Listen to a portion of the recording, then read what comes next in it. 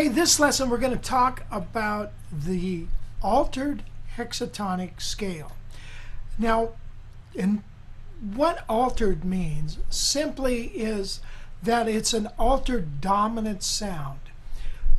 So first we have to explain what a dominant sound is, I suppose, before we can talk about an altered one.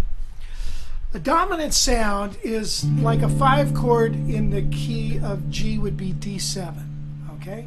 This chord, the reason it's called dominant is because it points towards the tonal center of G or G minor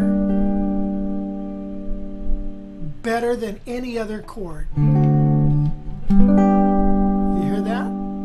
Now if I change keys, you hear the next chord? You hear how it...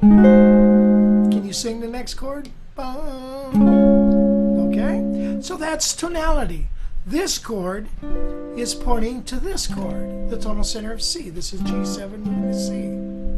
Now, an altered dominant sound increases that tension power or that dissonance within the chord, so it even makes a stronger case for resolving to the one chord. For instance, if I take this chord right here, you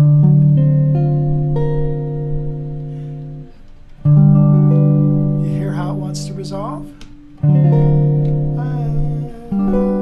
Wants to resolve. These kind of sounds are altered. Now, an altered sound then is either a sharp 5, a flat 5, a sharp 9, or a flat 9. And those sounds, again, make that dominant chord more dissonant, and it makes it want to record even, or resolve even more to its tonal center. Now, it can be major or minor. In other words, a D7 is 5 of a minor chord.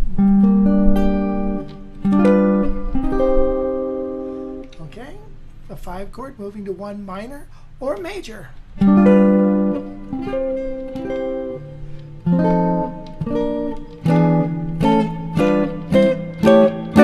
Or minor. All right, so it works even with the altered sounds. This can resolve to minor or major.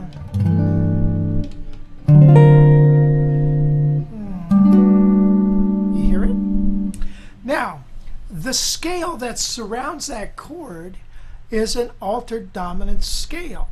And the way it's really made, it's based on a melodic minor scale. In other words, a melodic minor scale is basically just a major scale with the third lowered. So instead of, for instance, E flat major, it would be with a minor third.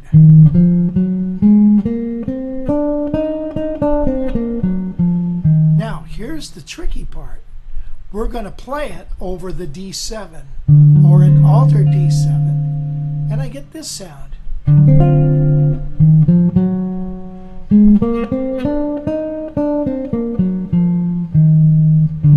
You hear?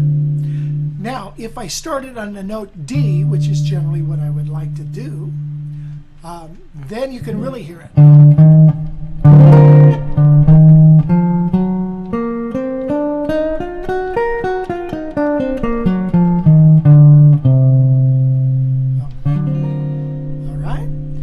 Then it wants to resolve. So not only does the chord want to resolve, the scale wants to resolve as well. Listen.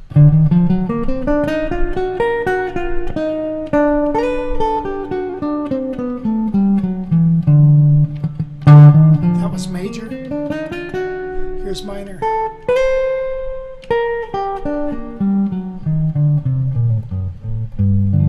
So you hearing it? There is altered dominant sounds. Now that particular scale has got several names. When I play the E flat melodic minor, starting on the note D. It's sometimes called superlocrin mode. That's a lot of words. It sounds very complicated. What are you, a surgeon or something? Or there's also the jazz minor. Now, that's all well and good. Jazz minor is cool. But the problem with the jazz minor is we have to say, well, it's the jazz minor a half step higher than the root I want to play. So if it's D, I have to think E flat, okay? And so when I think E flat melodic minor, again, I have to do a little more thinking than I would like to. If I just call it a D altered dominant chord,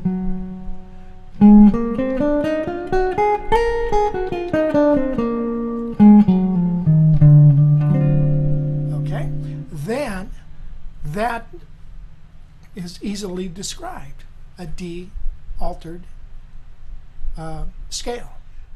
Now, getting this scale into your fingers is really important.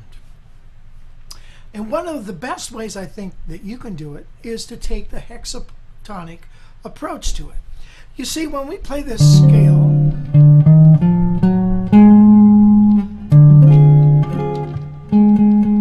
that particular note is the flat 5. Well, that is extremely dissonant sound. There's flat 9 with a flat 5, or sharp 9 with a flat 5. It's very dissonant.